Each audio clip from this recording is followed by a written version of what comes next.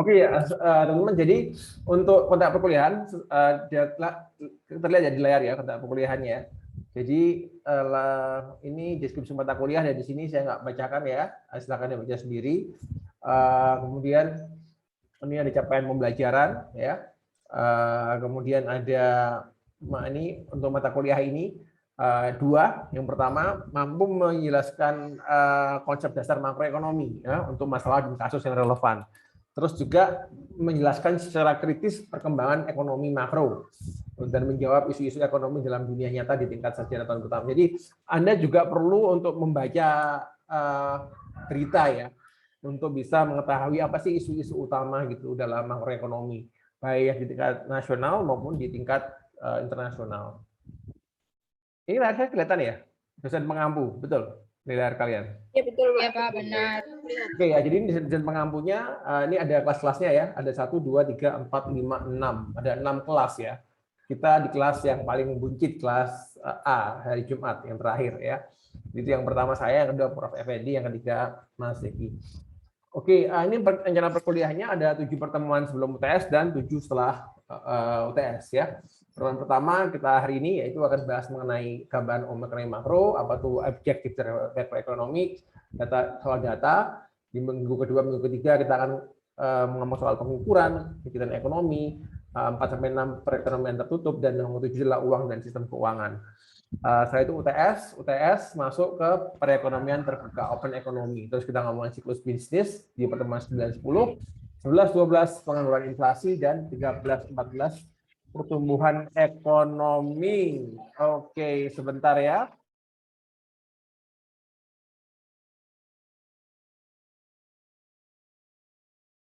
Mohon maaf ya, dikit kasus di rumah. Mohon maaf teman-teman. Jadi itu ya, ini UTS, kemudian ada UAS ya. Untuk buku textbooknya ada 3 textbook, ada buku dari Samuelson, judulnya Economics, tadi sudah saya upload. Yang kedua ada buku Principle of Economics dari Menkyu, sudah saya upload juga. Yang terakhir buku dari Pak Sudirman Rosidi, Pengantar Teori Ekonomi, sayangnya nggak ada versi online-nya. Jadi, tapi ini buku pendamping aja ya, 1 dan 2 sudah cukup sebenarnya. Metode perkuliahan, layout aula. Metode perkuliahan adalah ceramah dan diskusi. Dan ini yang penting ya. Jadi UTS itu 20%, UAS 20%, dan tugas 60%. Jadi tolong dikerjakan tugasnya pada tugas ya, karena itu bobotnya paling besar 60%. Jadi kita mau bergeser dari ujian ya ke project base, ke tugas-tugas. Jadi tolong tugasnya dikerjakan karena lebih ke proses ya. Nah, itunya. Oke, sampai sini ada pertanyaan dari teman-teman soal struktur perkuliahan ini. Oke, nggak ada. Kalau ada chat di chat boleh. Dengar mandi, oke, silahkan. Oke, kalau ada pertanyaan silahkan bisa raise hand, bisa chat di chat ya, atau bisa langsung juga bisa langsung bicara langsung, nggak apa-apa. Nanti saya stop dulu ya. Tapi better raise hand dulu ya, biar saya atau di chat dulu. Oke, sekarang saya mau ya silakan. Siapa yang bertanya? Iya, Pak, permisi. Silakan. Perkenalkan nama saya Diana Bila Putri. Ya, dia. Saya mau bertanya. Ini kan untuk e-booknya kan memakai bahasa Inggris. Nah, itu Ya. nanti untuk pengerjaannya kita pakai bahasa Inggris juga atau pakai translate to Indonesian?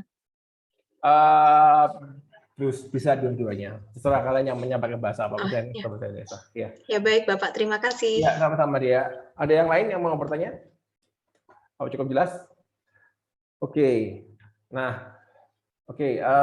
Kalau nggak ada, ya. Jadi dalam perkuliahan ini RPS dibaca ya. Ini apa yang target kita untuk tiap pertemuan. Jadi kita pengennya itu ini independent learning ya. Jadi kalian itu bisa belajar mandiri akan bahan-bahan ini. Emang ini masih pertemuan pertama, jadi baru saya upload. Nanti kedepannya saya akan upload untuk pertemuan minggu ke depan ya, sampai 4 pertemuan ke depan. Jadi Anda bisa belajar lebih dulu dan di kelas kita bisa diskusi, gitu ya. Nah, sekarang saya mau tanya soal makroekonomi dulu. Seberapa familiar kalian dengan makroekonomi, gitu ya? Silahkan, ada yang mau menjawab? Atau saya, ya silakan. Ada yang tahu nggak apa itu makroekonomi? Mungkin udah dapat dulu waktu sekolah di SMA. Oke. Bisa mungkin sekarang hari apa? Jumat. Oke. Mungkin Andika, Ya, apa Pak. itu makroekonomi? Kalau menurut saya ya, makroekonomi itu adalah studi ekonomi yang secara keseluruhan dan itu tuh mempengaruhi masyarakat luas, Pak. Bukan hanya sekedar kehidupan sehari-hari, namun udah ke tingkat negara gitu, Pak. Kalau menurut saya. Oke. Makasih, Andika. Ya. Yang lain? Ada yang mau menjawab makroekonomi? Apa itu makroekonomi dan bagaimana makroekonomi berbeda dengan ekonomi dan mikroekonomi gitu? Permisi Bapak, saya mau Silakan. menjawab. Ya, Siapa sabar dulu tadi? deh. Oke, siapa nih tadi? Ayo. Ada Nurfadila Putri Andin. Oke, silakan. Siapa tadi duluan yang Acung?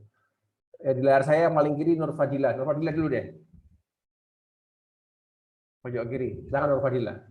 Ya Pak, kalau menurut saya makroekonomi itu adalah perekonomian, mempelajari perekonomian secara nasional seperti inflasi, pendapatan nasional. Sedangkan kalau mikroekonomi itu lebih ke teori produksi, konsumen, sama produsen dan biaya atau profit gitu Pak.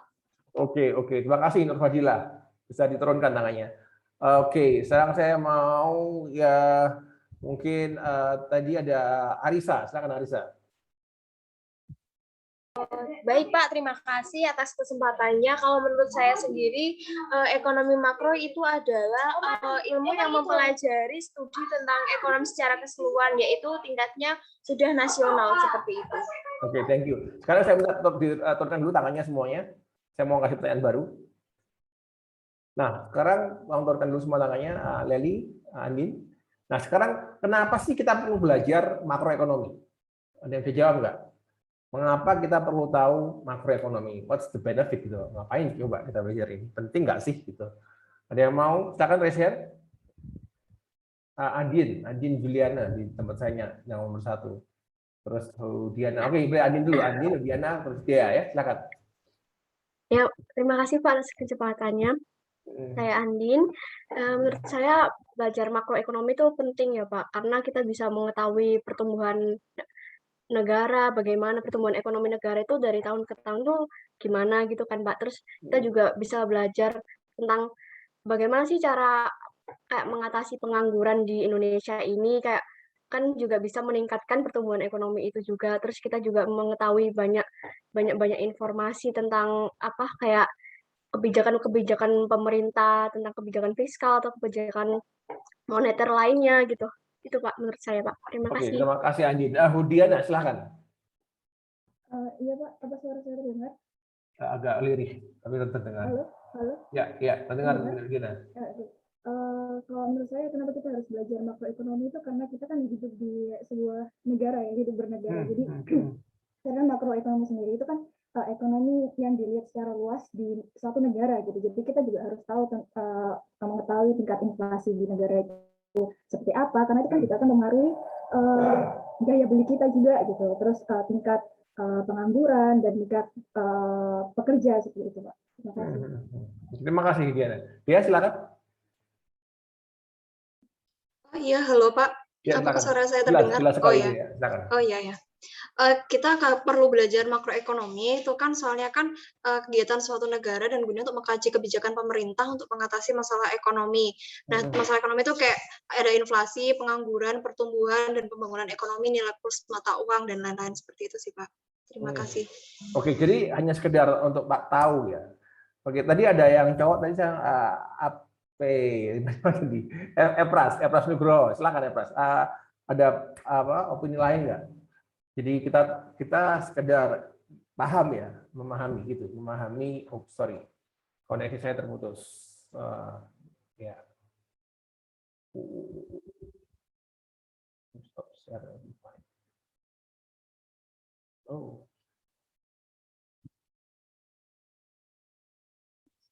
Halo, tes. Sandy. Valen. Sorry ya, tadi putus internetnya. Oke, tadi yang Efras tadi. Silakan Emres. Oh ya Pak, nama saya Pak Fas Nugroho. Aku sebentar ya, sorry.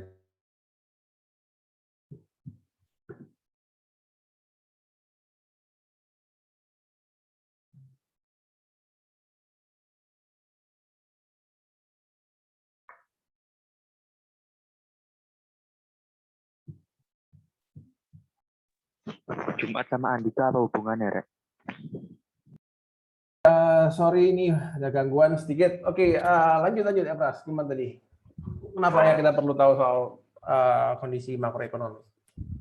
Nah, jadi ya kita harus belajar ekonomi makro itu ya tujuannya itu ya untuk menambah pendapatan nasional ya. Ini tuh ya ditujukan untuk kebijakan ekonomi yang diambil pun ya bisa lebih efektif dan efisien gitu Pak. Kemudian bisa mengendalikan inflasi karena melalui ekonomi makro Indonesia itu juga bisa melakukan kebijakan cash, rasio politik dan juga pasar terbuka. Ya kemudian untuk menghentikan laju inflasi di dalam negeri itu aja sih Pak. Ya. Oke. Jadi itu ya yang saya nggak paham itu ya teman-teman, apakah dengan mengetahui makroekonomi otomatis kita bisa mengetahui, bisa mengendalikan inflasi, bisa mengendalikan pertumbuhan gitu kan? Apakah kita bisa melakukan itu gitu ya? Apa namanya dengan makroekonomi gitu? Itu pertanyaannya ya. Jadi ini ada suatu ilustrasi ya. Jadi ada waktu saya mahasiswa saya suka, hobi saya itu baca buku makroekonomi ya. Saya baca, kalau saya dulu punya standar kalau ada kuliah itu saya harus baca 3-4 buku yang berbeda gitu ya. Jadi ada satu buku yang menarik, ada kartun Garfield. Tahu Garfield nggak? Di sini jangan ini gap generasi tahu. Kartun kucing gendut itu warna kuning itu Garfield. Ya sorry kalau ini beda generasi ya. Jadi di buku itu ada suatu cerita Garfield ditanya sama tuannya gitu kan. Why we study economics gitu. Kenapa kita belajar ekonomi? Apakah supaya kita ini jadi kaya ya kan, dan kita kemudian bisa bekerja, punya kerjaan. Nah, terus si tuannya nanya ke Garfield. Garfield jawab kan dengan muka yang datar gitu, enggak, kita belajar ekonomi supaya kita tahu mengapa kita miskin dan menganggur gitu. Jadi ekonomi tidak otomatis kalian bisa kemudian mengendalikan inflasi, mengalami pertumbuhan, tapi Anda bisa memahami proses-proses yang bekerja di belakang indikator-indikator makroekonomi gitu. Nah, sekarang saya mau nanya pertanyaan berikutnya. Siapa sih yang membutuhkan ilmu ini gitu loh? Kalau kita keluar sana ya, keluar dengan kan kita ngomongin di luar sana ya, di market ya lah ya, ada orang dengan berbagai macam profesi. Kira-kira siapa yang paling membutuhkan ini ilmunya? Ilmu makroekonomi ini. Kira-kira siapa? Analis, Pak. Analis. Bisa dijawab lebih lanjut nggak, Cindy? Kayak gimana maksudnya analis itu? Seperti pengamat ekonomi yang ada di Indonesia itu. Ya, itu kira-kira oke, mereka kan perlu ilmu tadi supaya mereka bisa mengamati ekonomi ya, bisa menjelaskan apa yang terjadi gitu kan ya. Nah, memberikan advice gitu ya. Nah, tapi kemudian siapa yang menggunakan advice tadi?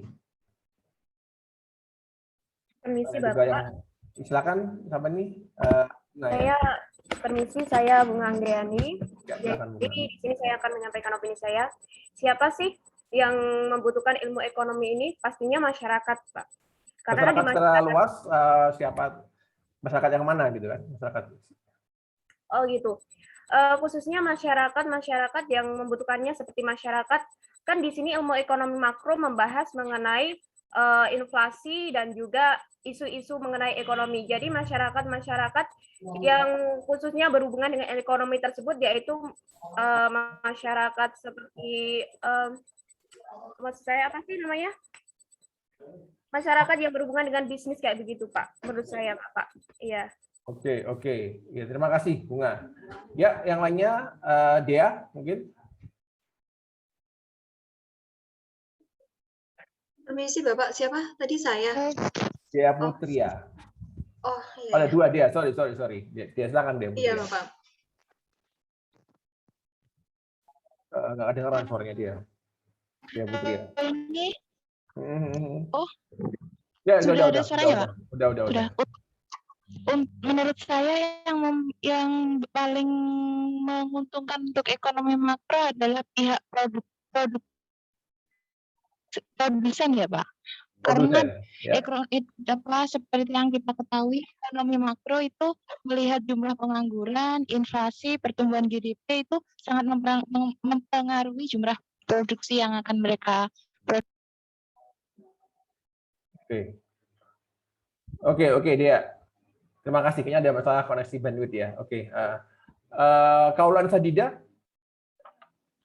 Ya, jadi menurut saya kalau ilmu ekonomi makro ini yang paling membutuhkan adalah pihak pengampu kebijakan, dalam artian pemerintah. Nah, pemerintah ini kan dari asal-usulnya itu kan dari mahasiswa. Jadi akar yang paling membutuhkan ilmu ini tuh sebenarnya mahasiswa yang kedepannya bisa menjadi bagian dari pemerintah yang kelak yang dapat mengambil kebijakan untuk sebuah negara itu yang menggunakan ilmu ekonomi makro. Good. Kaulan Sadida ya. Jadi karena kita ngomong soal makroekonomi ya, bagi makro ini kalau mau dirubah perlu ada suatu aktor makro gitu kan ya, aktor makro yang bisa mempengaruhi jalannya ekonomi secara makro, yaitu regulator ya tentu saja ya. Kalau misalnya kita kembali ke pihak mikro tadi ya, produsen tadi saya bilang produsen tadi, Dea ya tadi ya masalah ya, Dea Putri tadi bilang kan produsen apakah butuh? Ya produsen butuh untuk dalam konteks ketika pemerintah, karena yang aktornya yang bisa mengedrive ekonomi adalah pemerintah kan ya. Nah, ketika pemerintah melakukan suatu kebijakan itu akan mempengaruhi perekonomian gitu kan. Misalnya, apa contohnya kebijakan pemerintah dalam makroekonomi? Ada yang tahu? Mohon maaf Pak, bisa diulangi? Apa contoh kebijakan pemerintah dalam makroekonomi? Kebijakan tentang inflasi. Gimana maksudnya itu? Siapa namanya Putri? Ya, jadi itu pemerintah gimana caranya menghadapi inflasi di Indonesia dengan menurunkan atau menaikkan harga sesuai dengan kondisi dari masyarakat itu sendiri. Oke, good point Putri, tapi kurang akurat ya. Jadi memang inflasi itu adalah masalah perubahan harga ya. Kalau inflasi tinggi berarti perubahan harga itu sedang tinggi. Nah, pemerintah bisa mempengaruhi inflasi, tapi tidak secara langsung mempengaruhi harga, tapi lewat mekanisme lain. Nanti kita bahas ya. Tapi poinnya benar bahwa pemerintah bisa mencoba untuk mengendalikan inflasi. Ambar, coba saya ingin dengar dari Ambar. Bagaimana contoh kebijakan dari pemerintah yang bisa mempengaruhi perekonomian? Oh iya Pak, terima kasih atas kesempatannya. Saya di sini, menurut saya kebijakan pemerintah dalam makroekonomi sendiri itu contohnya kayak adanya pengangguran. Pemerintah memberikan solusi-solusi dengan mengembangkan UMKM kayak seperti itu Pak. Ya, apa contoh konkretnya? UMKM itu kan adalah objek kebijakan ya. Pengangguran juga ada orang yang menganggur kan. Itu kan pengangguran adalah satu masalah kan. Apa yang mau diharapkan dengan pengangguran? Kita sebagai masyarakat kita pengennya gimana? Kita sebagai masyarakat ya pengennya itu pengangguran kan berkurang. Berkurang Bapak. Ya, berkurang. Nah, bagaimana kemudian kebijakannya supaya pengangguran berkurang? Ya, kebijakan dari pemerintah sendiri itu kayak seperti membuat balai pelatihan kerja seperti itu, Bapak. Oke, good. Terima kasih Ambar. Di list saya ada Hudiana lagi. Silakan Hudiana, kebijakannya seperti apa kebijakan pemerintahnya maksudnya? Mungkin bisa seperti suku bunga, kebijakan soal suku bunga, kebijakan fiskal, soal pajak dan sebagainya seperti itu. Tadi ya. Jadi pemerintah bisa melakukan kebijakan pajak, suku bunga yang itu akan mempengaruhi aktor-aktor mikro ya. Itu yang dipahami ya. Bisa nggak? Tapi sebaliknya, aktor mikro bisa nggak mempengaruhi makro? Dia adalah suatu subjek atau objek kebijakan kalau kita ngomongin soal pelaku mikro ini. Pelaku mikro, oke. Kalau menurut saya ini termasuk objek, Bapak. Objek dari jadi yang terdampak ya ekonomi makro tersebut. Jadi pemerintah mengadakan suatu kebijakan yang nantinya akan Ya, lanjutkan Bunga. Koneksi saya nggak stabil, apa Bunga? Lanjutkan Bunga. Ya, Bapak. Ya, silakan dilanjutkan tadi. Ya, Bapak. Gimana?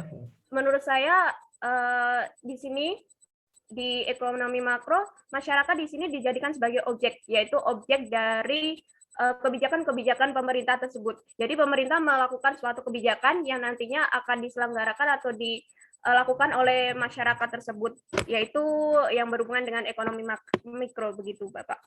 Oke, terima kasih. Oke ya, tolong diturunkan dulu semua tangannya yang bertanya yang tadi ya. Jadi memang kalau dalam hal perekonomian, tadi kan perekonomian kalau Anda bicara mikroekonomi itu aktornya adalah pemain mikro, yaitu ada individu ya, perusahaan maupun konsumen ya, konsumen sama produsen ya. Nah, oke, produsen dan konsumen itu melakukan aktivitas ekonomi. Produsen itu membeli, produsen memproduksi, konsumen membeli, ya kan? Nah, kemudian kalau kita ngomongin makroekonomi, kita ngomongin soal agregasi, ya kan? Di tingkat mikro kita itu pengen melihat, misalnya kita mau ngomongin apa nih? Kalau kita ngomongin ekonomi nih, targetnya apa sih dari kebijakan suatu kebijakan ekonomi itu? Ada yang bisa jelasin nggak? Targetnya apa sih? Kalau kita mau pemerintah mau nih bikin kebijakan nih untuk satu perekonomian, targetnya apa? Ya, kawan Sejida silakan. Targetnya ya udah pasti untuk kemakmuran rakyat itu sendiri, Pak. Good, thank you. Alfiatus? Kakak dengaran? Ya, apa gimana? Kalau menurut saya targetnya pasti untuk perekonomian negara seperti pemerataan pendapatan, terus menyeimbangkan inflasi itu agar tidak terjadi inflasi yang tinggi, menyetabilkan kurs rupiah, Pak. Kalau menurut saya. Thank you, Alfiatus. Terima kasih. Arisa? Jadi apa sih tujuannya kebijakan ekonomi itu? Ujungnya apa sih yang dicari itu? Apa Arisa? Dan Arisa? Oh, kalau untuk menurut saya ya seperti itu, Pak. Maksudnya untuk pertumbuhan ekonomi sendiri, yaitu untuk menyatakan antara inflasi dan lain sebagainya. Oke, thank you. Dia Nabila, apa ujungnya kebijakan ekonomi itu tujuannya? Untuk pertumbuhan ekonomi, Pak. Pertumbuhan, tadi inflasinya rendah, terus pengangguran rendah, ya, kestabilan kurs tadi. Ya, silakan. Dia Nabila, ada lagi? Apa sih? What's the end goal of kebijakan ekonomi ini apa sih? Yang dicari itu apa sebenarnya? Oh ya Pak, kalau menurut saya itu kan kebijakan ekonomi makro itu bertujuan untuk menstabilkan harga barang dan lapangan pekerjaan. Terus tadi juga berkaitan juga dengan pengangguran yang ada di Indonesia juga ya Pak. Soalnya kan soalnya kan soalnya kan a lot of pengangguran di Indonesia juga. Nah, maka dari itu pemerintah juga berperan gimana sih caranya supaya pengangguran di Indonesia itu juga nggak banyak gitu loh, Pak. Terus masalah inflasi juga itu juga harus distabilkan gitu loh. Apalagi di pandemik sekarang kan pasti kurs mata uang rupiah kan juga melemah juga kan, Pak, kayak gitu. Jadi harus thank you. Nah, jadi kalau suatu negara pendapatannya tinggi, inflasinya rendah, penganggurannya rendah, kita bilang negara itu negara apa? What happened dengan negara tadi? Negara maju. Ya, maju, Azharon. Saya lebih suka tadi si Kaulan Sadida bilang kemakmuran tadi ya. Kemakmuran atau juga kata yang lainnya adalah kesejahteraan ya. Negara itu sejahtera kalau pendapatannya tinggi, penganggurannya rendah, inflasinya rendah adalah kesejahteraan ya kan. Kalau kesejahteraan itu ya kembali lagi kalau kita masukkan ke level mikro, individu yang sejahtera seperti apa? Individu yang sejahtera. Bagaimana kita bisa mengatakan oh ini individu A sama B ini A lebih sejahtera daripada B? Apa yang kita gunakan sebagai indikator untuk mengetahui tadi? Saya Pak. Silakan. Izin Pak. Pokoknya lebih ke angka penawaran dan permintaan. Jadi masing-masing konsumen dan produsen itu sama-sama merasakan gimana sih keseimbangan antara permintaan dan penawaran, di mana kebutuhan pokok kita itu sama-sama terpenuhi dan jadinya sejahtera juga. Jadi kesejahteraan. Jadi kalau kita ngomongin berarti ada dua ya, pelaku mikro itu ada perusahaan ya, ada individu ya. Kita bahas satu ya Putri. Kalau perusahaan itu dibilang kalau individu bilangnya sejahtera, kalau masyarakat ini makmur sejahtera ya. Kalau kita ngomongin itu dalam level perusahaan, kira-kira perusahaan yang maju, yang sejahtera itu kayak gimana? Apa indikatornya di level perusahaan? Perusahaan yang Putri dulu ya, Putri. Gimana Putri? Nanti ya. Menurut saya perusahaan yang maju itu perusahaan yang bisa memenuhi angka produktivitasnya. Jadi dia memenuhi angka bagaimana penawaran atau permintaan yang Putri punya orang tuanya kerja? Di mana?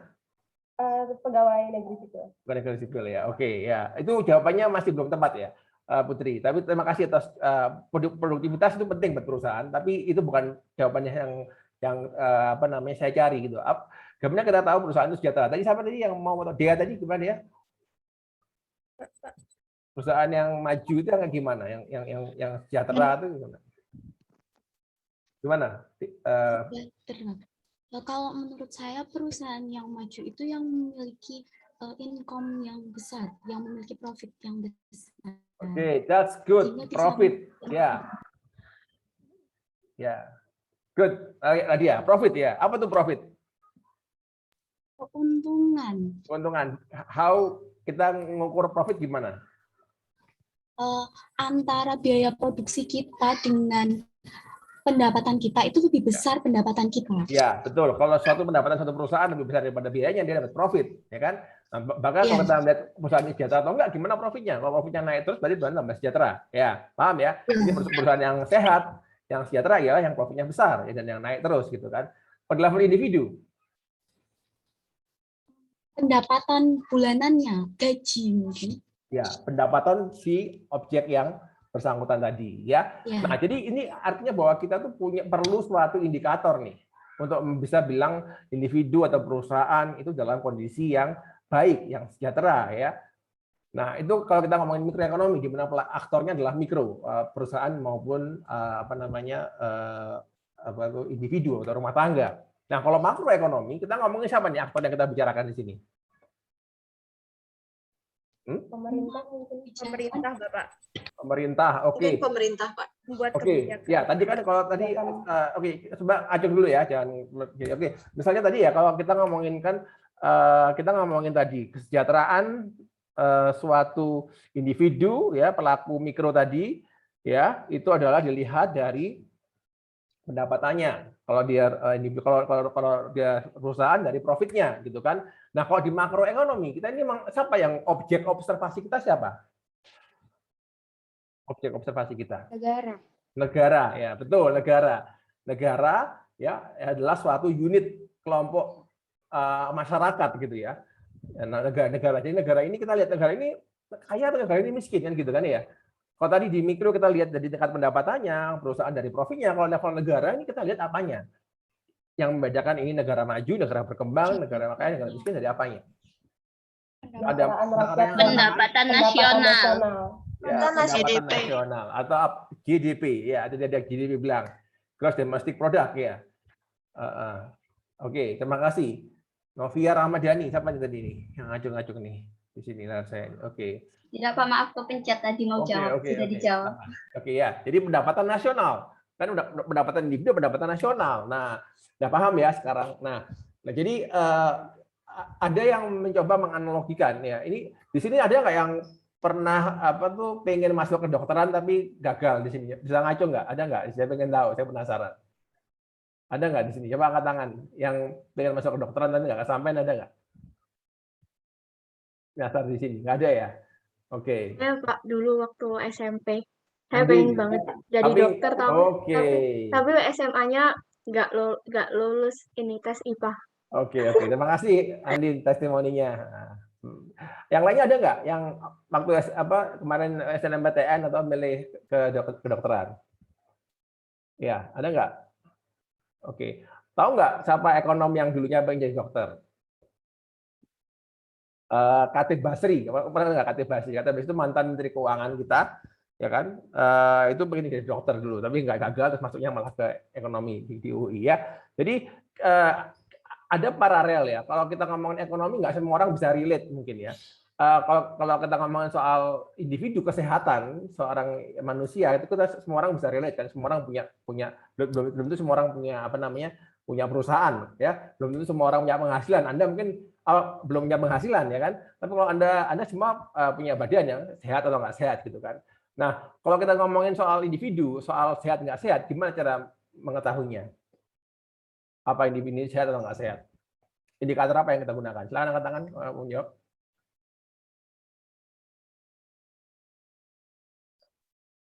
Ya, Andin, silakan.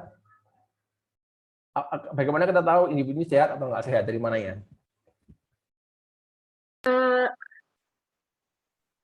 Ini itu Pak, indikator ininya apa kayak fisiknya, terus kayak misalnya kalau manusia sehat kan pasti kita bisa melakukan apa-apa melakukan kegiatan sehari-hari. Kalau manusia Oke. yang terganggu kesehatannya kan mungkin kayak lemas atau pusing. Jadi Ya. mungkin ke fisik atau ke kejiwaannya Pak. Terima Thank you, kasih. Din. Nabila Mas Buhin. Ya, Pak.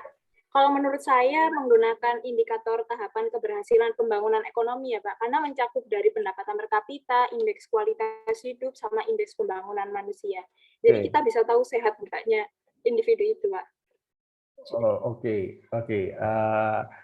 Itu kayaknya lebih ke suatu masyarakat daripada individu ya. Coba tadi yang di bawah tadi ada siapa tadi? Dia satu lagi. Oh, enggak jauh dari ya. Oh, Alfiatus, gimana? Kita tahu orang ini sehat atau enggak sehat. Yang kita yang lakukan ya, sekarang ini kan lagi COVID nih. Kalau kita masuk ke mall, gimana tahunya orang ini enggak kena COVID atau enggak? Ya apa? Dikasih termometer gun kan? Berapa suhu badannya, ya kan? Nah, suhu itu apa? Ada suhu kan ya? Berapa suhu badan yang dianggap normal? Di bawah 36 derajat, Bapak. Ya, di atas itu dianggap demam, betul kan? Iya. Nah, artinya kita punya suatu benchmark dalam kesehatan itu. Misalnya suhu badan. Ada lagi yang lainnya, mungkin tekanan darah, ya kan? Ada yang kondisi normalnya. Di atas itu darah tinggi, di bawah itu darah rendah kan gitu kan? Nah, perekonomian juga kayak gitu. Perekonomian juga butuh indikator-indikator untuk bisa mengetahui apakah suatu negara ini ekonominya lagi sehat atau nggak sehat. Nah, itu pentingnya kita ngomongin soal pengukuran dalam makroekonomi. Gitu ya. Oke, terima kasih atas partisipasinya. Kita sekarang masuk ke materi ya. Nanti kita tanya jawab lagi.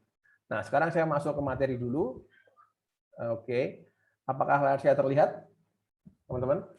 Siap, terlihat Bapak. Ya. Kita akan ngomongin soal apa sih pertanyaan penting dalam makroekonomi gitu kan. Terus apa sih tujuannya ya dan apa instrumen dari makroekonomi. Terus kita ngomongin soal hubungan internasional dan tren adalah agregat demand dan agregat supply ya. Nah, sedikit soal mikro dan makro ya. Mikro dan makro itu adalah kita bahas ya, mikro itu bahas soal individu, perusahaan atau individu ya, manusia individu. Di mikro kita mempelajari bagaimana rumah tangga ya, konsumen rumah tangga ini dan perusahaan mengambil keputusan ya. Gimana mereka berinteraksi dalam satu pasar. Di makroekonomi kita melihat ekonomi secara keseluruhan ya. Jadi kita ngomongin soal harga, kalau di mikroekonomi kita ngomongin soal harga beras, harga minyak bumi, harga pangan. Di makro kita ngomongin soal harga secara keseluruhan, yaitu inflasi, diagregasi jadi satu indeks harga. Kita kalau di mikro kita belajar gimana seseorang itu dapat kerja atau nggak dapat kerja, ya kan? Oh, kalau dia itu mau dapat kerja dia sekolah, gitu kan? Keputusan seorang individu untuk berinvestasi untuk pendidikannya mengaruhi kesempatannya mendapatkan kerja secara individu. Kalau di makro kita ngomongin soal secara keseluruhan, berapa jumlah orang yang menganggur dalam suatu perekonomian, ya. Terus yang terakhir soal pertumbuhan ekonomi. Kalau tadi individu tadi ngomong soal pertumbuhan perusahaan ini gimana agar profitnya naik terus, di level makro kita ngomongin bagaimana suatu perekonomian secara makro ini masyarakatnya semuanya naik pendapatannya, ya. Konsep pertumbuhan ekonomi, ya. Nah, jadi ada namanya pertanyaan sentral dalam makroekonomi ya. Yang pertama, kenapa output dan employment ya, output itu jumlah barang dalam satu perekonomian, employment adalah pekerja, kadang-kadang jatuh. Kenapa kok ada ekonomi kita ya, jumlah barang kita yang diproduksi naik turun atau jumlah pekerja kita meningkat, banyak orang yang bekerja, lapangan kerja banyak, atau ketika justru malah pengangguran turun. Kenapa kok ada kondisi naik dan kondisi turun gitu. Dan kemudian gimana kita bisa mengurangi pengangguran gitu ya. Jadi kita ngomong soal output, soal produksi, yang kedua soal pengangguran, terus yang ketiga soal harga. Apa sih sumber dari inflasi itu gitu kan? Dan gimana kita bisa mengontrol agar inflasi itu terkontrol gitu. Ya. Dan yang ketiga soal pertumbuhan ekonomi. Gimana kita bisa meningkatkan pertumbuhan ekonomi suatu negara gitu ya. Nah, jadi ini ya, jadi 3 objektifnya ya. Output ya, employment dan price level ya. Output kita pengennya apa? Kita pengennya output itu tumbuh tinggi ya, produksi itu tinggi dan tumbuhnya cepat ya kan. Itu di output. Yang kedua employment, pengangguran. Kita pengen employment-nya tinggi, banyak pekerjaan, banyak lawan pekerjaan. Jadi pengangguran itu rendah ya. pengangguran yang ini ada kata involuntary unemployment. Jadi pengangguran yang tidak yang terpaksa menganggur gitu ya. Bukan orang yang menganggur karena dia bisa kerja dia milih menganggur. Dan yang terakhir adalah stabilitas harga. Ya itu ya. Jadi 3 kalau ngomongin makroekonomi ada 3. Gimana ekonomi tumbuh, barang dan jasa semakin banyak, yang kedua pengangguran bisa rendah, yang ketiga harga stabil 3 atau inflasi. Nah, untuk bisa mencapai 3 ini, pertumbuhan ekonomi yang tinggi, pengangguran yang rendah, harga yang stabil, ada 2 instrumen yang dipakai di makroekonomi. Yang pertama adalah kebijakan moneter, ya, dengan mengontrol jumlah uang beredar, suku bunga, dan yang kedua adalah kebijakan fiskal. Ya, saya lagi, siapa sih yang mengontrol kebijakan moneter di Indonesia? Kewenangannya siapa? Bank Sentral, Sentral Bank Indonesia, Pak. Betul, Bank Indonesia. Bank Indonesia, Pak. Betul. Kita bisa nggak buka tabungan di Bank Bapak. Indonesia? Bisa nggak kita buka tabungan di Bank Indonesia? Buka rekening bisa nggak? Bisa, Pak. Bisa, Pak. Nggak bisa. Pintar, ya. Jadi bank itu bukan bank kebanyakan ya, itu banknya bank gitu kan ya. Jadi itu bank yang mengatur kebijakan moneter. Kalau kebijakan fiskal, siapa yang di mana otoritas kebijakan fiskal? Pemerintah, Pak. Pemerintah. Lebih spesifik lagi, pemerintah is a big word. Ngacung dulu. Menteri Perekonomian. Oke, saya tabung dulu ya. Kalau di Indonesia siapa yang ngurusin ekonomi? Menteri Perekonomian, apa Menko? Menteri Perekonomian. Menteri Keuangan. Menteri Keuangan. Keuangan. Nah, mana nih Menko Ekonomi atau Menteri Keuangan? Ya, dan kita bahas ya. Jadi kebijakan fiskal ini ada 2, yaitu dengan mengaruhi pengeluaran pemerintah dan pajak ya. Nah, pengeluaran pemerintah dan pajak itu tercantum dalam sesuatu yang namanya apa?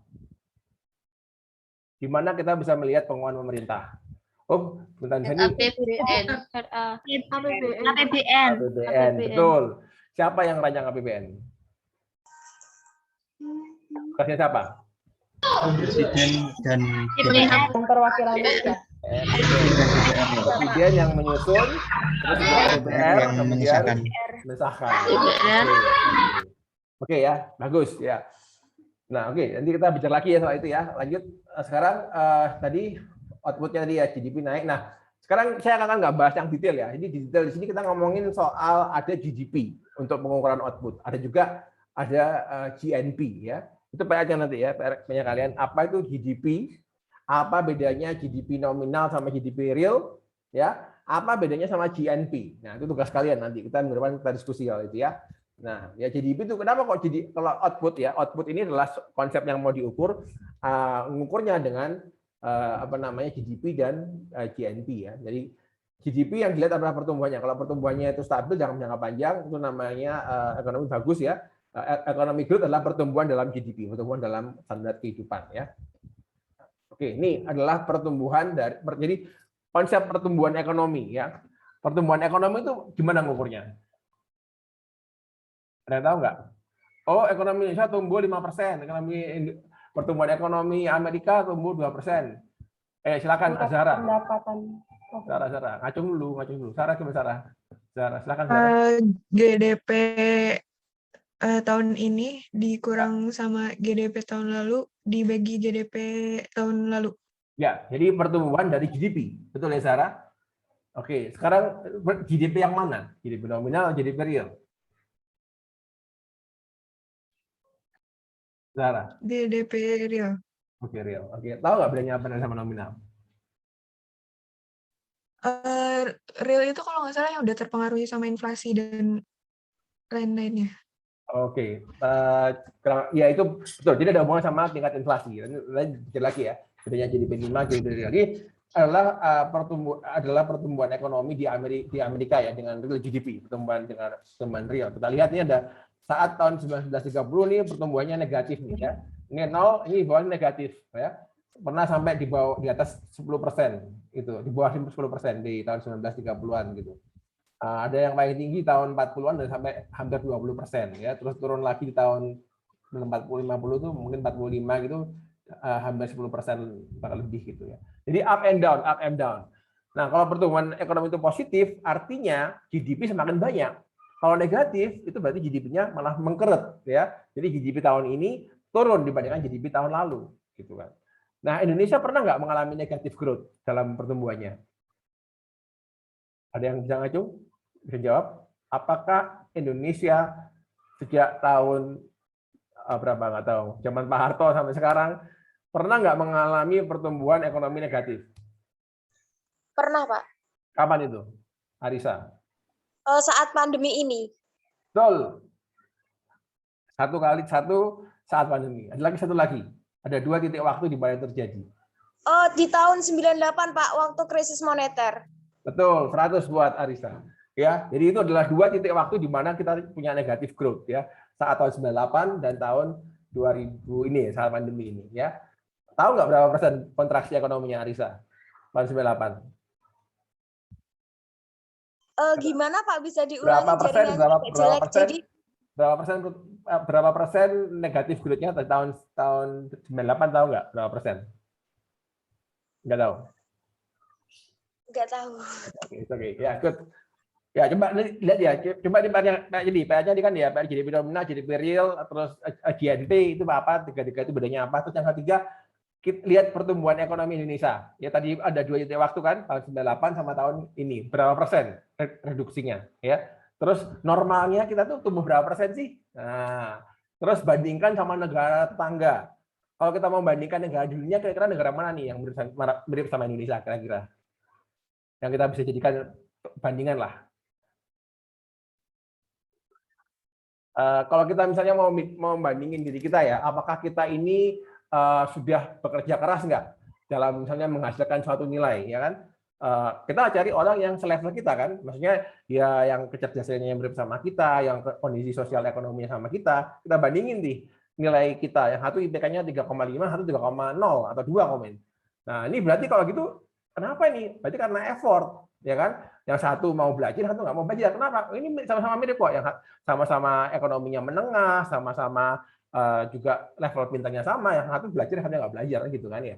Nah kalau kita mau lihat apakah pemerintah Indonesia sudah bagus dalam mengelola ekonomi, kita harus cari bandingannya, ya kan? Negara mana kira-kira yang pas dibandingkan dengan Indonesia untuk melihat apakah pemerintah kita sudah put their effort gitu loh dalam memacu ekonomi kita. Ada yang punya usulan nggak? Kira-kira negara mana? Yang mungkin Malaysia, negara tetangga, negara tetangga seperti Malaysia atau Singapura kayak nggak nyampe Pak. Good, ya, good.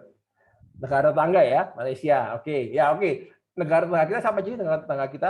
Apakah semua negara tetangga kita itu apple to apple untuk dibandingkan sama kita? Enggak. Oke. Raise hand, please, raise hand.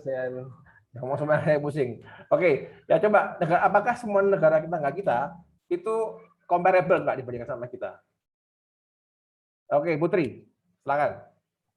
Menurut saya comparable karena kita memiliki latar belakang yang sama, latar belakang geografisnya, terus juga kita dari gimana ya, pokoknya semuanya sama, dari masyarakatnya juga kita sama-sama rumpun yang sama.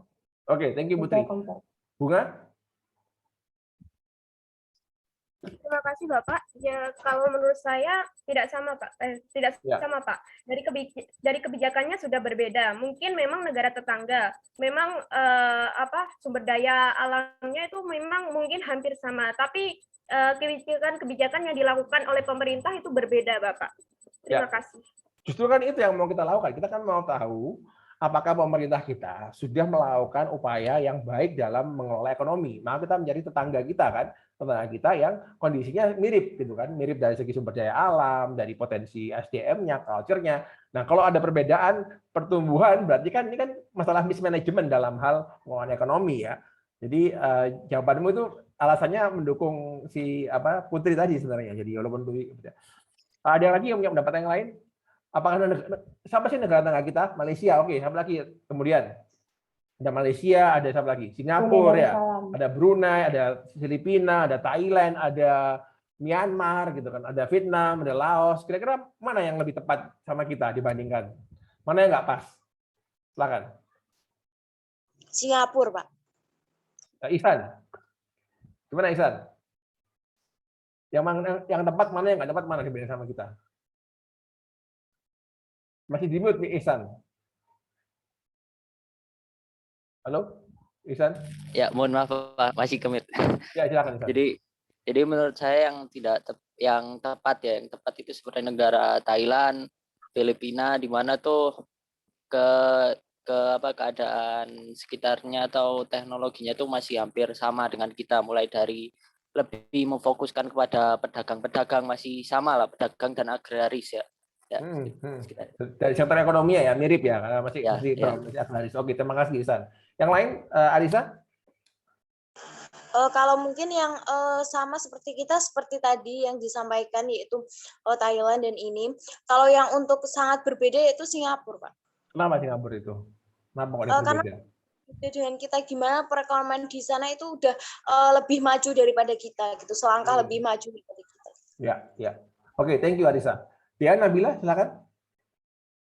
Ya Pak, kalau menurut saya tuh saya sependapat sama pendapatnya teman-teman tadi. Kalau yang terlihat hampir sama mungkin ya sama Indonesia tuh ada Thailand, Taiwan. Mungkin dari segi ekonomi pun juga hampir sama, dan juga dari kayak kesehariannya pun juga mungkin hampir sama. Cuman yang begitu kelihatan mencolok berbeda itu Singapura. Soalnya di mana Singapura juga termasuk negara terkaya se-Asia Tenggara.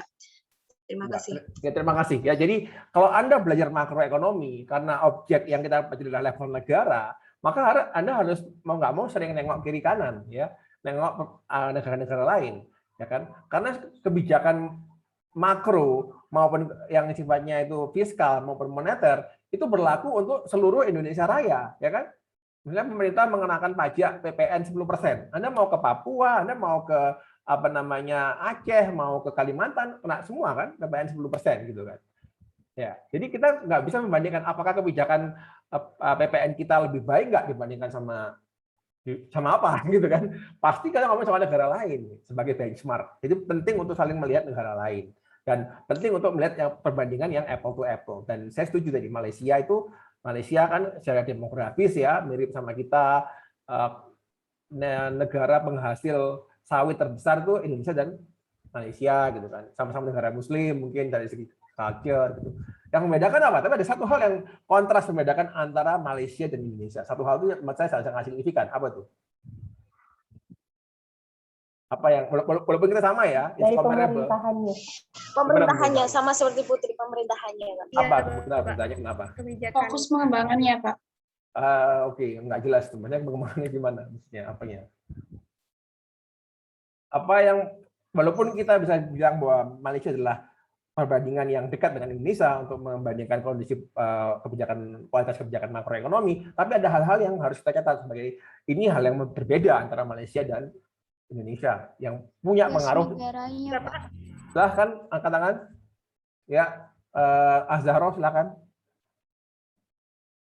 Bentuk pemerintahannya, Pak. Kenapa pemerintahannya? Kan Malaysia kan itu kerajaan, kalau Indonesia republik. Oke. Tadi ada Aulia tadi, silakan Aulia. Luas negaranya, Pak. Luas negaranya. Oke, geografis. Gana? Kalau saya antara perbandingan Malaysia dan Indonesia itu produknya, Pak. Jadi produk yang ada di Malaysia, contoh minyak buminya kan Petronas, dan Petronas itu lebih dikenal di dunia daripada kita yang di Pertamina. Karena kalau ada produk di dalam negeri itu sudah terkenal di dunia, itu pasti akan meningkatkan pendapatan yang ada di negara tersebut. Jadi Ganang membandingkan antara Petronas dan Pertamina ya, sama-sama perusahaan BUMN ya. Tapi Petronas lebih apa nih? Lebih dikenal di dunia, Pak. Lebih dikenal. Oke. Kenapa kalau lebih dikenal di dunia? Taunya dari mana? Petronas itu kan lebih dipakai di ajang Formula One, di balap mobil dunia, dan juga balap-balap mobil yang ada di lainnya juga. Ya. Oke, berarti kan ada kalau dari segi potensi minyak buminya mana yang lebih besar ini sama Indonesia sama Malaysia? Kalau potensinya lebih besar di Indonesia, Pak, karena kenapa Indonesia kok perusahaannya lebih maju di Malaysia? Karena pengelolaannya, Pak, sumber daya manusianya di Malaysia itu lebih bagus daripada SDM-nya yang di sini. Good, itu menarik itu.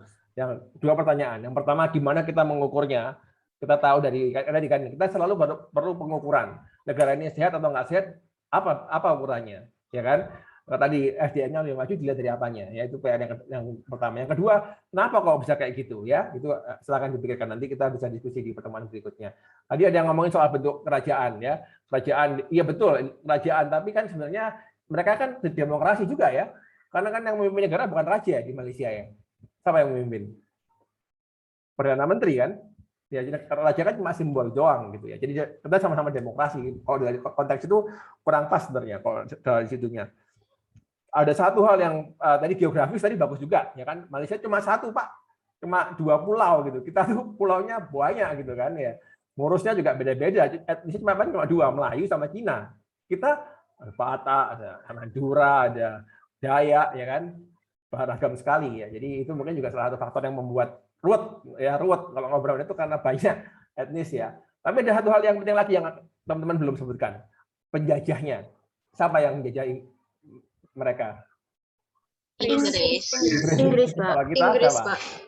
Belanda sama Jepang. Nah, coba tuh dilihat juga gimana kemudian negara jajahan Inggris sama negara jajahan Belanda itu gimana model penjajahannya. Itu juga akan satu jadi faktor yang menarik untuk bisa menjelaskan perbedaan Indonesia dan Malaysia. Itu ya.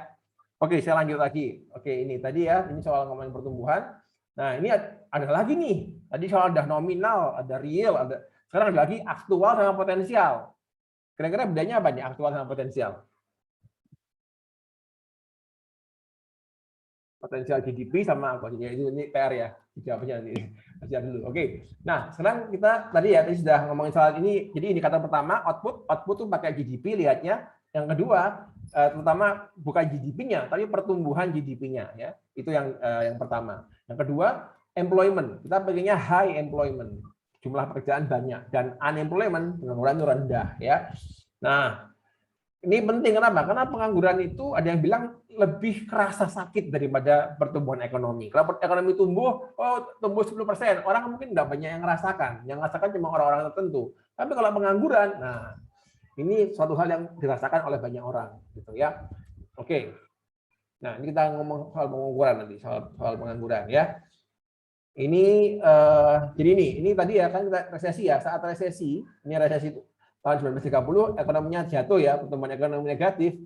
Di saat yang ini penganggurannya naik 25% dari tenaga kerja dari angkatan kerja yang menganggur. Jadi itu adalah hubungan terbalik. Ketika pertumbuhan ekonomi yang rendah, negatif bahkan pengangguran meningkat. Ketika ekonomi bagus, pengangguran turun. Ya kan turun. Tahun 40-an ini kan bagus ekonomian, tahun 40-an ya. Ekonomi kan meningkat tinggi di sini kan, pertumbuhan ekonomi positif hampir 20%, ini juga rendah banget di sini, ya kan? Nah, jadi kebalikan antara pertumbuhan ekonomi dan pengangguran. Kenapa kayak gitu? Coba menjawab Pak, karena pengangguran itu mempengaruhi pertumbuhan ekonomi seperti itu. Semakin banyak pengangguran, maka semakin kecil pertumbuhan ekonominya. Oke, ada punya jawaban yang lain? Bahkan angkat tangan. Mengapa ada hubungan terbalik antara pengangguran dan inflasi dan pertumbuhan ekonomi? Kenapa ketika pertumbuhan ekonomi tinggi, penganggurannya rendah, dan sebaliknya ketika pertumbuhannya negatif, ekonominya penganggurannya banyak. Ini mana yang mempengaruhi mana? Nah, ini juga sebagai ekonom Anda harus bisa membedakan ini. Ayam itu bikin telur atau telur bikin ayam, mana duluan? Gitu. Ya. Kenapa kok kayak gitu? Karena nanti itu akan penting kita mau mengintervensi perekonomian, kita harus hati-hati gitu loh. Yang kita harus intervensi itu variabel apa? Variabel penyebab atau variabel akibat? Penyebabnya, Bapak. Penyebabnya, ya kan? Nah, kita harus menentukan dulu target apa sih? Apa yang mau kita observasi? Akibatnya apa? Ya, dalam konteks makroekonomi tadi kan 3 tadi ya. Kita ingin mengintervensi 3 hal ini. Pertumbuhan, terus inflasi dan juga pengangguran, ya kan? Nah, sekarang pengangguran sama pertumbuhan, mana yang mempengaruhi mana menurut Anda? Silakan angkat tangan. Mana yang mempengaruhi mana? Apakah pertumbuhan mengaruhi pengangguran atau pengangguran mengaruhi pertumbuhan? Silakan, siapa yang ngomong ngacung?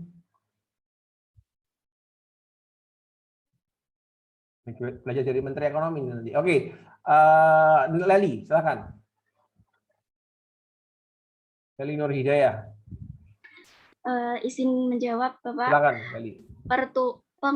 Pengangguran mempengaruhi pertumbuhan karena kalau tadi apa ya soalnya? Enggak. Mana yang mempengaruhi mana? Pertumbuhan ekonomi mengurangi pengangguran. Kita kan nggak dari data bahwa ada hubungan terbalik antara dua variabel ini. Pengangguran mempengaruhi pertumbuhan. Pengangguran mempengaruhi pertumbuhan karena semakin banyak pengangguran, pertumbuhan ekonomi itu berpengaruh. Sekian. Ya, makasih Leli. Rona, silakan. Rona Haji Bro. Bro. Mana ya si Rona nih? Kok hilang? Halo Rona.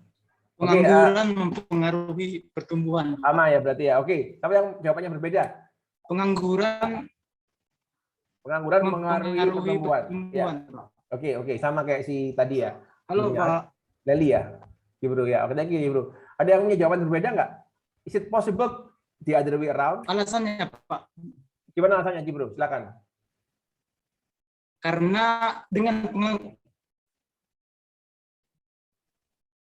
mungkin dimatikan videonya biar nggak itu biar lebih lancar. Ya, silakan Bro. Gimana alasannya? Karena dengan pengangguran yang tinggi pasti akan mempengaruhi pertumbuhan. Karena dengan banyaknya pengangguran pasti pendapatan masyarakat akan rendah. Oke. Bagus argumentasinya. Itu, Pak. Makasih, Bro. Nur Fadila? Ya, Pak, kalau menurut dengan saya tingginya pengangguran pasti akan mengurangi pendapatan yang ada di masyarakat. Ya. Ya, Bro, saya dapat. Karena pertumbuhan ekonomi itu pasti mencakup tentang pendapatan yang ada di masyarakat. Oke, good. Kalau orang menganggurnya banyak, berarti banyak orang nggak punya pendapatan, maka pertumbuhan akan turun. Oke, thank you Bro. Oke, Fadila silakan. baik Pak, menurut saya akan terjadi hambatan dalam proses menaikkan pendapatan per kapita, dan apabila adanya pengangguran itu akan menyebabkan daya beli masyarakat akan berkurang sehingga permintaan terhadap barang-barang hasil produksi akan berkurang. Jadi itu akan menghambat pendapatan per kapita penduduk dalam struktur ekonomi suatu negara. Itu Oke, sekarang turunkan dulu semua, turunkan tangannya semua dulu. Jadi kan silakan diturunkan dulu Nur Fadila tangannya. Sekarang saya tanya, ini kan sudah banyak menjelaskan ya bahwa pengangguran itu mempengaruhi pertumbuhan. Nah sekarang saya tanya, ada nggak yang punya pendapat sebaliknya, pertumbuhan itu mempengaruhi pertumbuhan mempengaruhi pengangguran?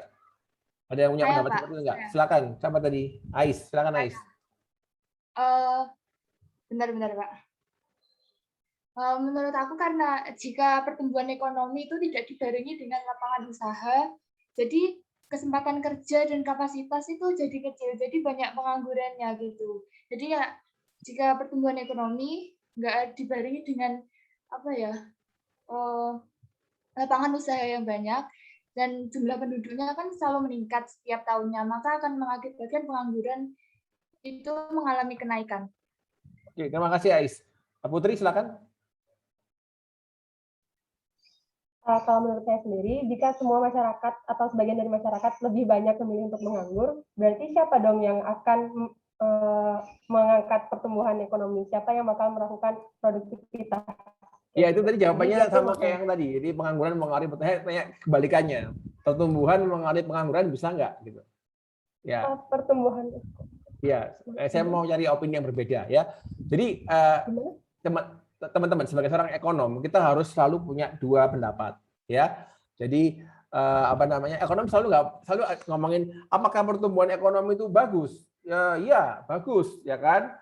Tapi gimana dengan ketimpangannya gitu kan? Kalau pertumbuhannya tinggi tapi kalau masyarakatnya timpang gimana gitu kan? Nah pertumbuhan Oke, silakan Dea.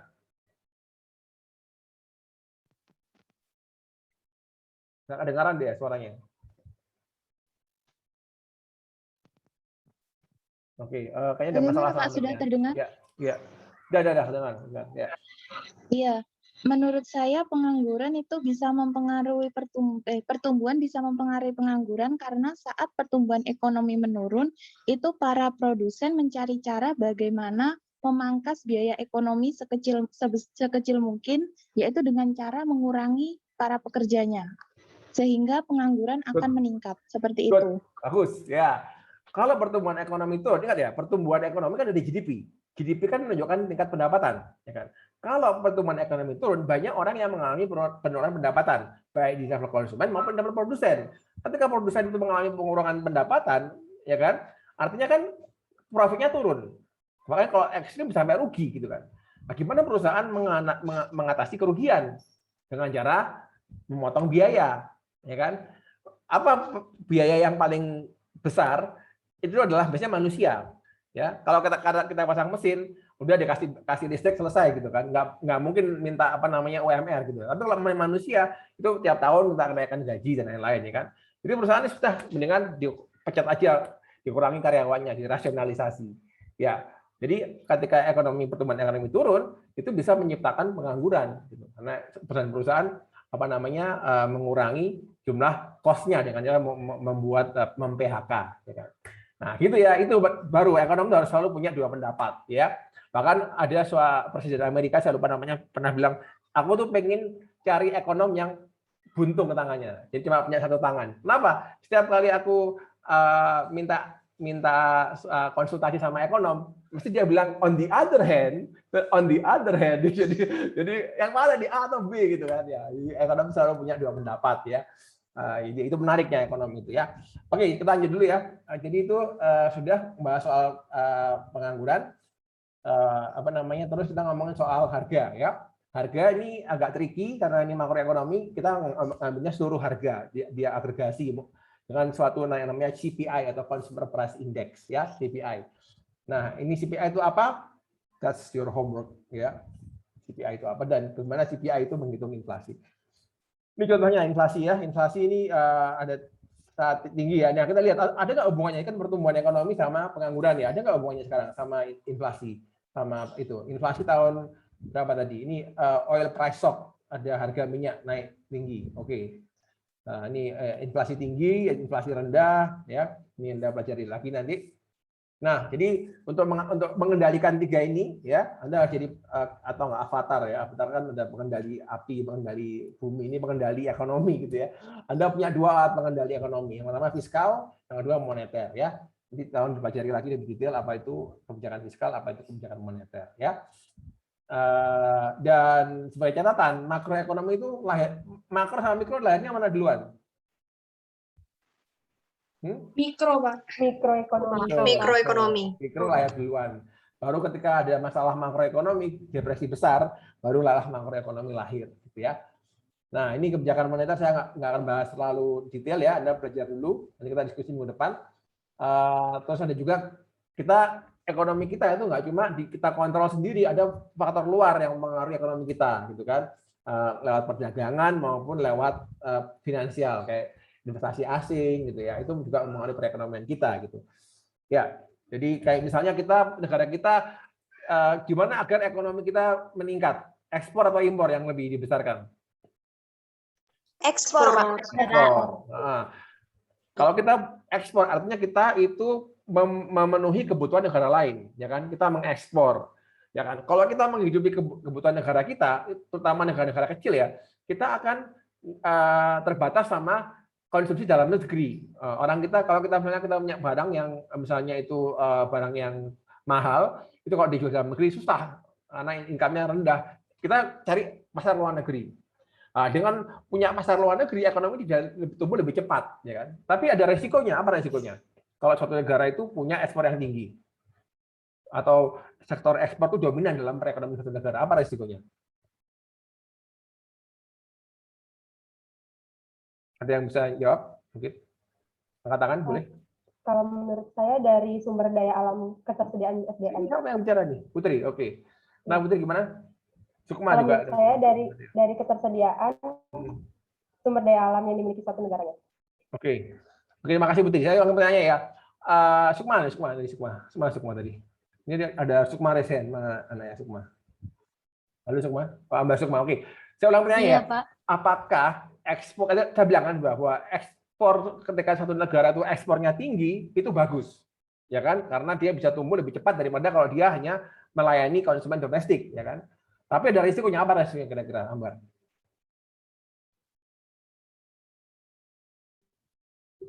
Risiko dari negara yang ekspornya sangat tinggi.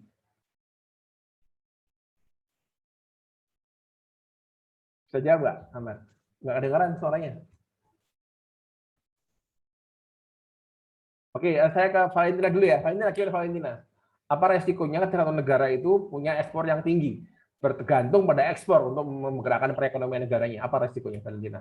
Kalau menurut saya itu jadinya produk lokal dari negara itu sendiri bisa habis, Pak, karena kebanyakan ekspornya gitu. Oke,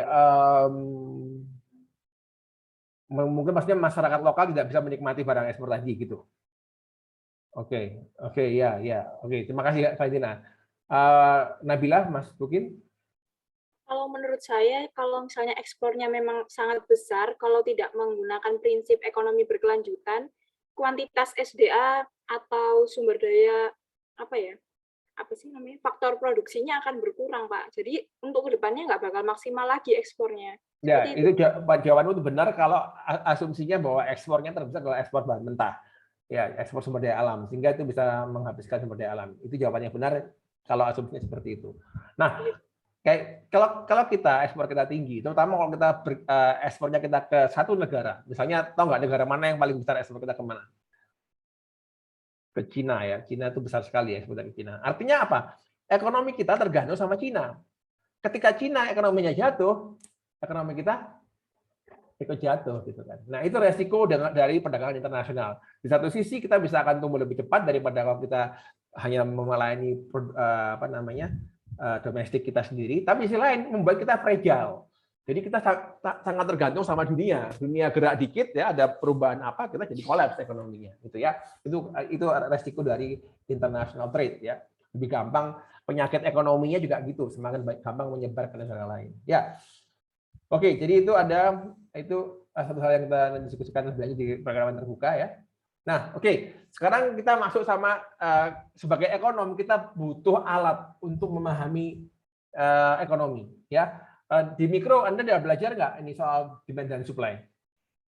Belum ya. Nanti ini saya tunda dulu sampai Anda belajar demand dan supply gitu. Bagaimana demand dan supply membantu Anda memahami perekonomian di level mikro. Nanti kita akan gunakan alat yang sama, model yang sama untuk menjelaskan makroekonomi. Oke, saya tutup dulu sampai di sini pertemuan hari ini. Ada pertanyaan dari teman-teman? Silakan, pada punya pertanyaan. Oke, kalau nggak ada pertanyaan, maka ingat ya, saya ada PR-nya kali. Silakan, Nabila, silakan. Pertanyaan apa? Ya, Nabila. Oh iya, Pak, sebentar saya ingin bertanya, bagaimana kalau investasi sebuah perekonomian dapat menghasilkan naiknya tingkat taraf hidup di masyarakat ya, Pak? Oke, bagaimana investasi bisa memengaruhi taraf hidup masyarakat? Oke. Nah, nanti kita akan pelajari ya bagaimana komponen makroekonomi itu seperti apa ya. Investasi itu siapa yang melakukan investasi? Atau definisi dulu deh, definisi investasi itu gimana? Ya.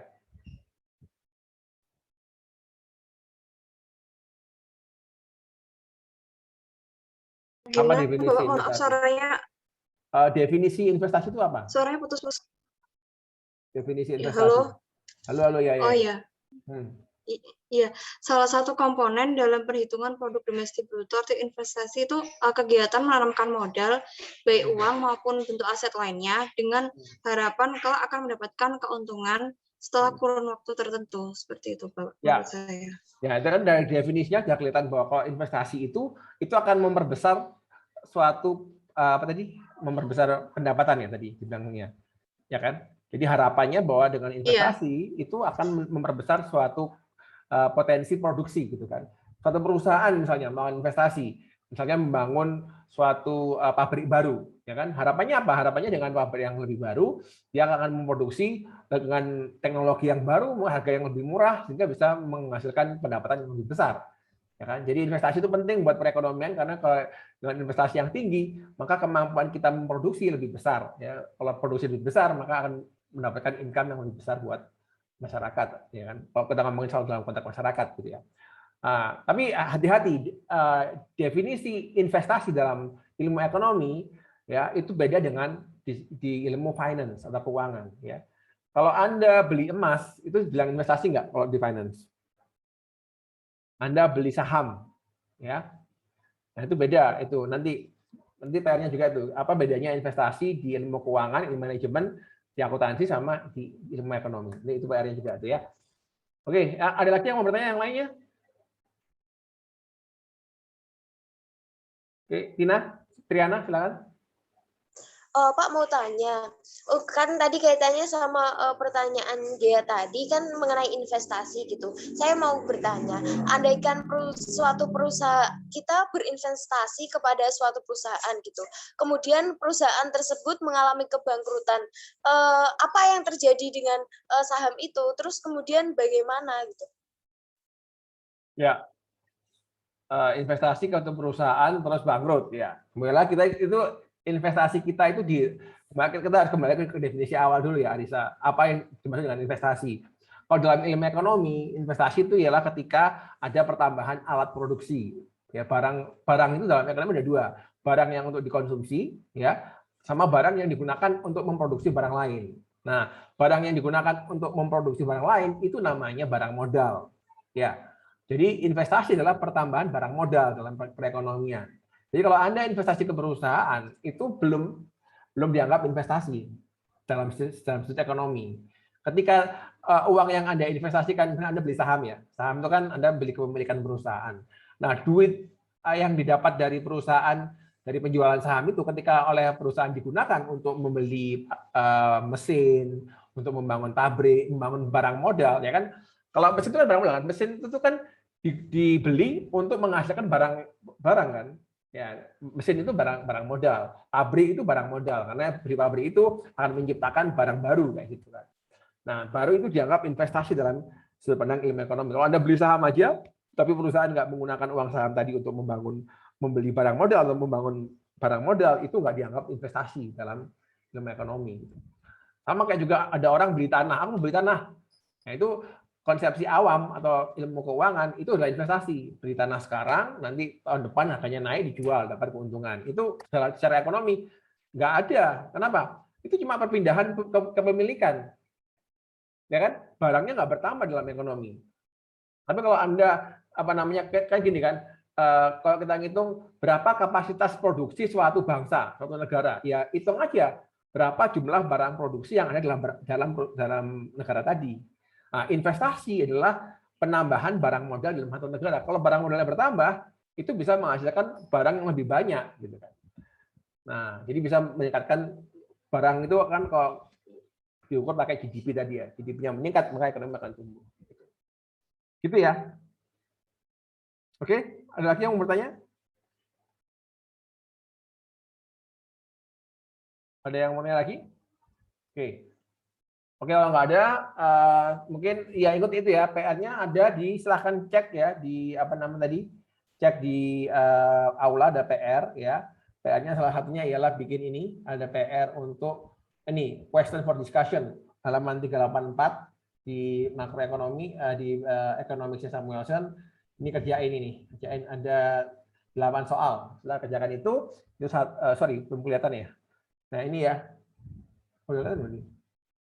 Sudah kelihatan screen saya? Halo? Sudah, Pak. Kelihatan, Pak. Halaman 384 Samuelson ya, ada 8 pertanyaan tolong dijawab. Itu satu, PR yang pertama. Ada juga PR yang kedua itu adalah ini, mencari data makroekonomi. Ya, ini. Nah, ini ada nih tugasnya mencari data makroekonomi. Taruh dalam bentuk Excel ya. Jadi Anda harus belajar familiar dengan data ya. Ini ada PDB real, coba cari dalam bentuk Excel. Untuk kita diskusikan ya, itu. Nah, ini ada juga videonya, ditonton aja untuk hiburan ya. Ada juga saya kasih video soal gimana sih ekonomi bekerja, ini ada videonya nih ya. Silakan. Ini nanti kita diskusi aja untuk ini. pendapat Anda apa gitu kan, kayak nulis review gitu. Nggak usah kita diskusi aja. Menurut Anda gimana video ini, apa yang menarik menurut Anda, kita diskusikan minggu depan. Nah, yang paling penting, PR paling penting ialah belajar soal istilah-istilah ya. Saya nggak akan ngomongin soal definisi, karena itu boring. Anda belajar sendiri, apa itu GDP nominal, apa itu GDP real, apa itu GDP potensial, apa itu GNP ya. Saya harap Anda belajar soal istilah-istilah tadi ya. Apa itu dengan inflasi, apa itu CPI, apa itu pengangguran. Jadi Anda perlu tahu dua hal. Pertama kali, itu apa? What is this? What is binatang apa ini gitu kan. Terus yang kedua adalah how to measure it. Gimana cara ngukurnya? Pertumbuhan ekonomi. Apa sih pertumbuhan ekonomi itu? Ekonomi tumbuh. Tumbuhnya kayak gimana gitu kan. Oh, ekonomi tumbuh artinya ekonomi menjadi lebih baik. Masyarakat lebih sejahtera. Oke, good. Terus ya apa ngukuri gitu? Gimana kita bisa mengukur pertumbuhan ekonomi? Inflasi adalah ketika harga-harga secara umum mengalami kenaikan. That's good.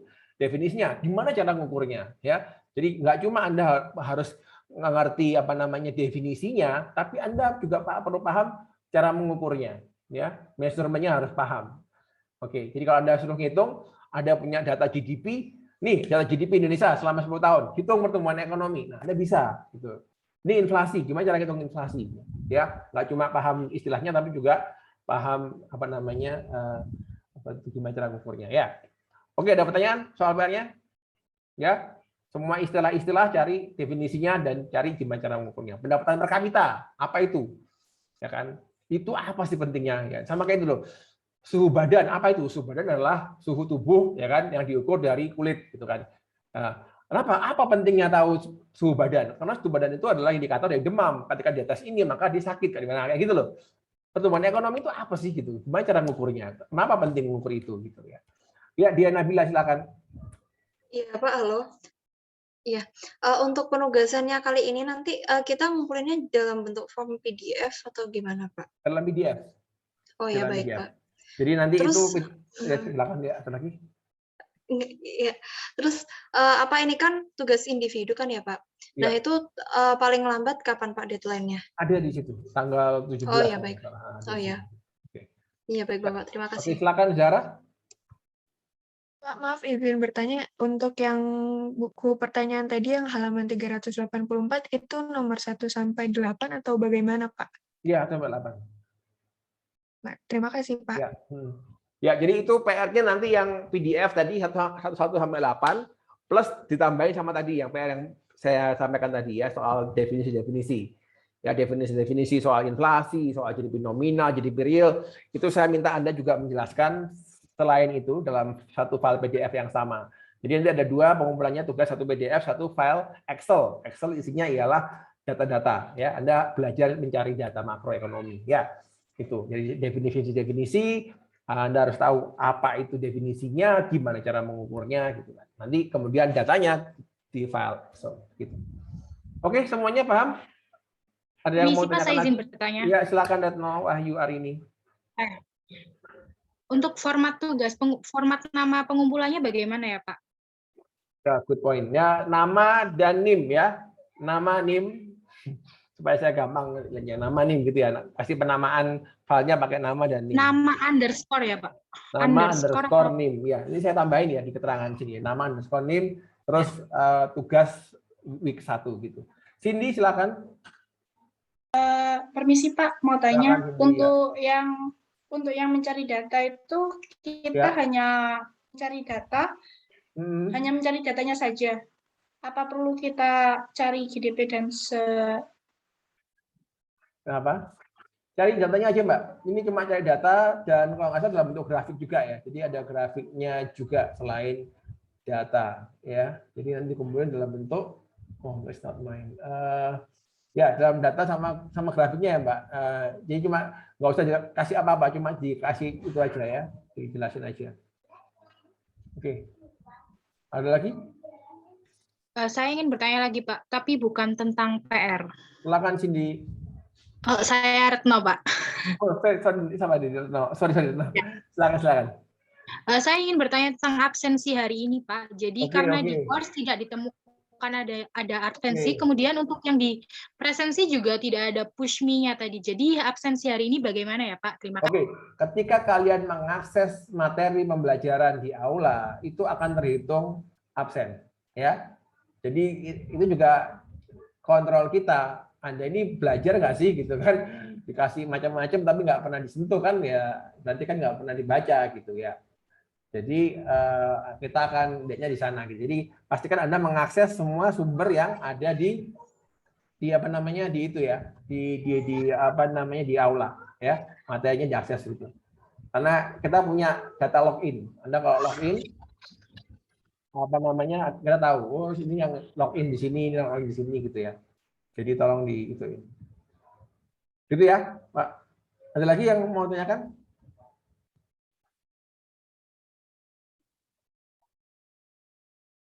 Ini ada ya. Oke teman-teman, apakah ada lagi yang mau ditanyakan atau cukup? Iya, kita tolong bikinin WA group ya, teman-teman. WA group tolong di add nomor saya di sini 082257152. Ya, ini tolong saya di add di sini. Kebetulan saya punya. Apa? Halo? Yes. Sudah punya. Arisa. Nama Arisa? Udah punya kontaknya Pak Rum. Oke ya, tolong dibikinin WA grupnya ya supaya kita bisa komunikasi. Kalau ada pertanyaan tambahan kita bisa langsung ngobrol di WA group. Oke, ini sudah jam 5 sore. Terima kasih atas waktunya. Kalau ada pertanyaan kita bisa lanjutkan di WA group. Video ini saya rekam, saya upload di YouTube. Ini saya share linknya di aula dan juga di WA group ya. Terima kasih semuanya. Selamat sore. Assalamualaikum warahmatullahi wabarakatuh. Waalaikumsalam warahmatullahi wabarakatuh. Terima kasih Pak. Selamat berakhir.